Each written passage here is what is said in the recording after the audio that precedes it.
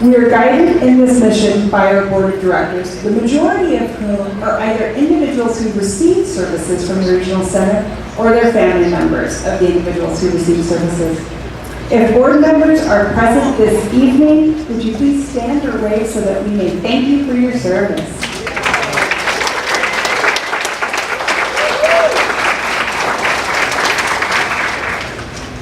Again, thank you all for your participation this evening. And now I would like to invite Victoria Berry to welcome you on behalf of our partner, the Family Focus Resource Center. Thank you. Good evening, everybody.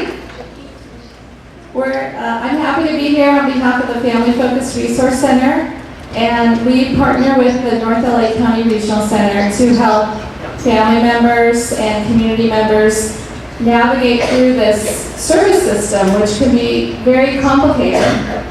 And we help people connect with resources. We refer people to different service providers.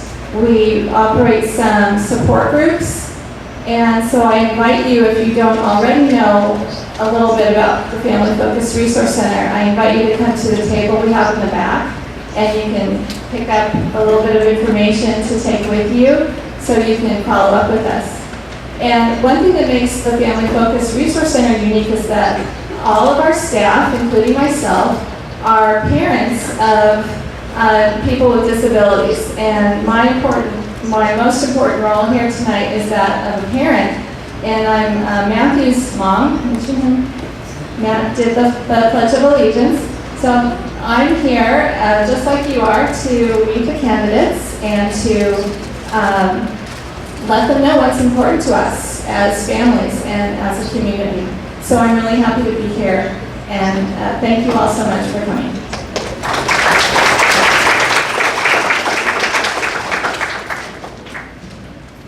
Okay, so I'm Steve Miller. I think I know most of you. I want to thank you very much for coming out tonight. A couple of things I'd like to say. First and foremost, unless you've done it, you have no idea what it's like to be involved in a campaign. You have no idea what 7 days a week, 24 hours a day, regardless of what state or city or state of mind or health you have. If you have the courage to run for office, it means you have a lot of courage and you care about your community. So we have 3 people who have entered the arena and have joined us this evening. So before we go any farther, I'd like us all to give a very sincere thank you, round of applause.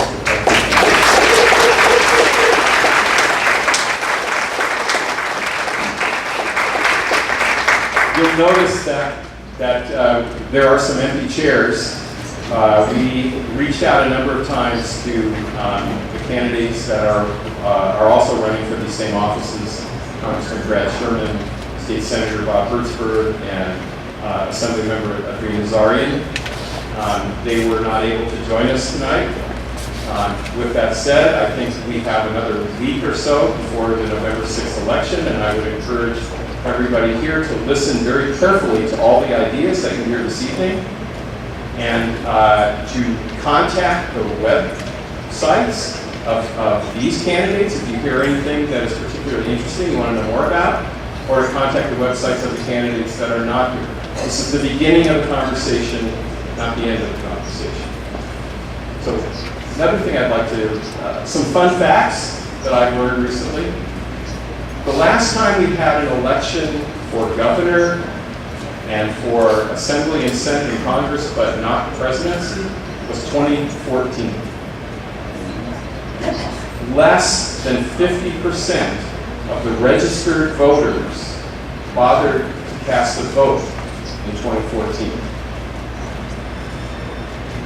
That means less than 50% of the people made the decisions that we live with today regarding who our leaders are. Just within the North Los Angeles County Regional Center area alone, which comprises the communities of the San Fernando Valley, the Santa Clarita Valley, and the Antelope Valley, there are more than 26,000 people served by the Regional Center. And there's a lot more people families who have young children with disabilities that may not be part of the regional center system.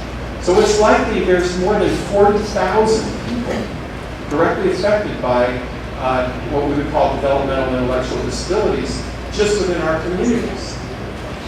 If you think that each person is cared about and cares for at least 3 or 4 other individuals, their parents, their family members, the support staff that work for them, we're now well over 100,000 people just in our communities. I want to tell you something. That's enough of an electorate to elect people to office. Each of you here has the ability to make decisions about who should go to Sacramento, who should go to Washington, D.C., and what we want them to carry as a message from this community. If every person in this room not only makes that decision, but reaches out to the people who they love and who love them and care about them, we can become a very powerful voice. We can become an interest group in the best sense of the word because we're interested in these issues. These issues are very important to us.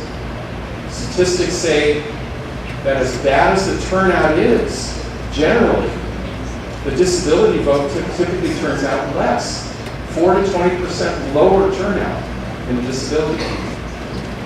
That makes no sense. When we did a community needs assessment, and many of you participated in that, you all told us the things that are most important to your lives and the quality of lives of your loved ones. You told us that having people to show up when they need help, to get out of bed, to get to a job, to get to and from places. The importance of having a support person actually support and be there when you need them was incredibly important. And that wasn't happening regularly. You told us that you want to work, you want a job, you want to lift yourself out of poverty. And there are not enough jobs, and there's not enough job development going on. You told us it's important to be able to get out of your home and travel around the community.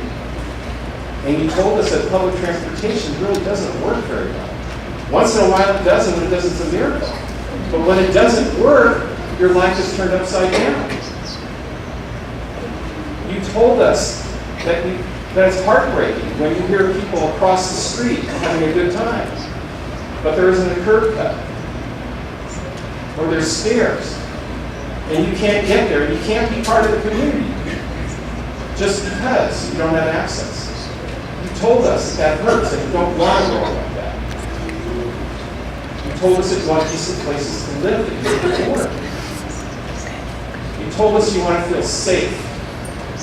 You don't want to worry about being the victim of crime or taken advantage of.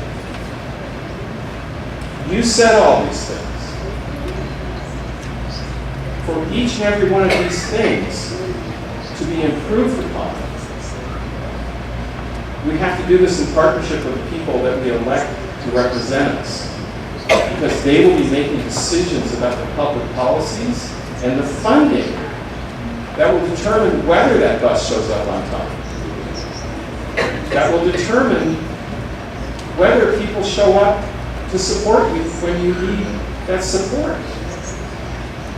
All of those things are done when you have the courage and strength to do everything you can, and you have people in government that recognize your right and help you achieve that by passing laws and funding the programs that you need. So listen tonight to the questions, speak up when you have a question, and after tonight, talk to the people that you can talk to, that you can influence. Show up and vote, and we'll keep this conversation going. If these men and women are elected to office, we're now best friends. If they're not elected this time, you're looking at 3 people that have stood up and entered the arena and want to be leaders in our community. And that means that they're friends of us. And so let's continue our relationship with the 3 of you. And we thank you so much for being here. And with that,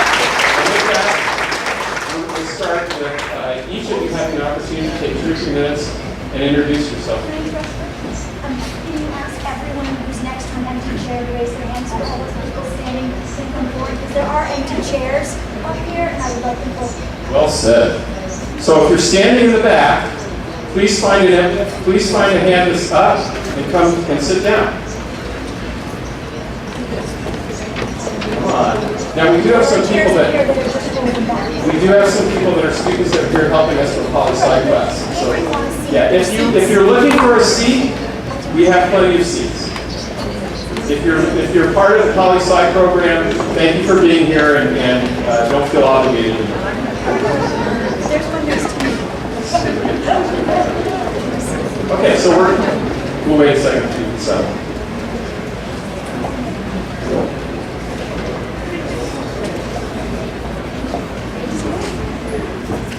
Okay, Mr. Reed. Before I actually start, I know that at home, when I'm afraid and I'm alone and lights are off, I pray to God to help me and give me strength. And one thing I've missed in the opening of this is an opening prayer to thank God for where we're at and what we have, and to ask God for the strength to endure the challenges that we have. So I would like to ask somebody to lead us in prayer. David, can you do that?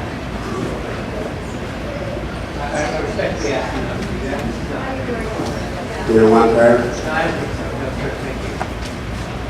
Is that a unanimous decision in this room? It's a consensus? Okay. We got issues with God. Okay. My name is Mark Reed. I'm running for the United States Congress for the West San Fernando Valley. I met my wife when I was 11 years old. I gave her a promise ring at 16 years old. I married her at 21 years old. We have 3 adult children and 10 grandchildren.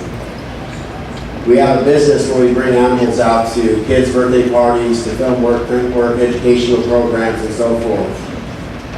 One of the things I read about the prep for this meeting is what kind of experience and or exposure do I have with children with special needs.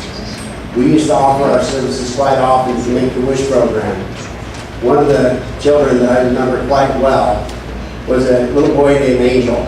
He wanted to ride a horse and he wanted to go to Disneyland. So it took us 3 years for him to be able to get enough energy and be in good enough health to be able to ride a horse. We finally did it. We gave him the ride that he wanted for his entire life on this earth.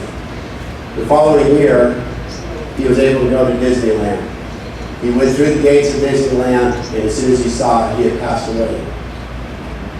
So when I look at children with special needs, through the eyes that I have of dealing with the schools of blind, autism, I know, and I've been around a tremendous amount of the children, and I've been around a tremendous amount of the parents, and the teachers, the helpers, the caregivers.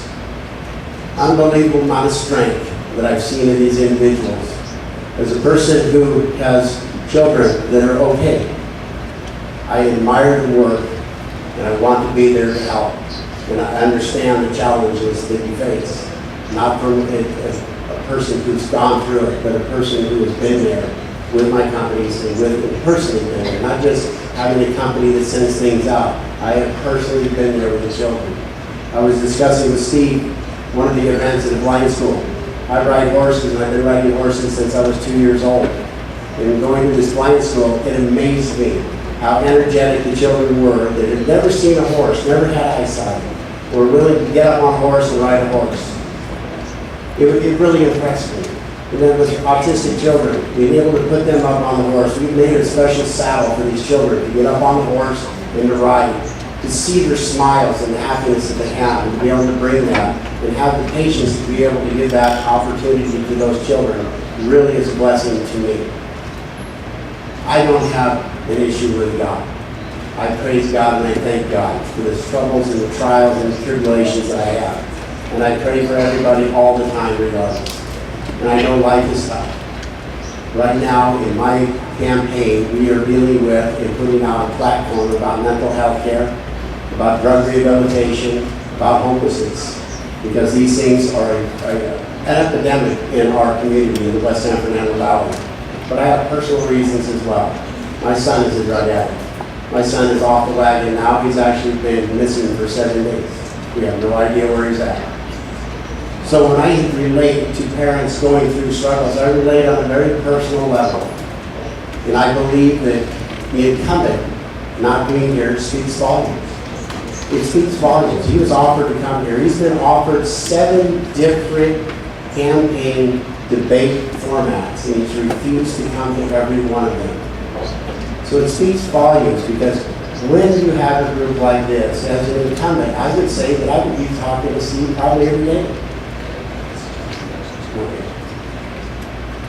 That's my format, but I believe that we should have an open communication all the time with the people that are offering the services and giving the community the services they need, and we should be able to do everything possible for them. Thank you very much.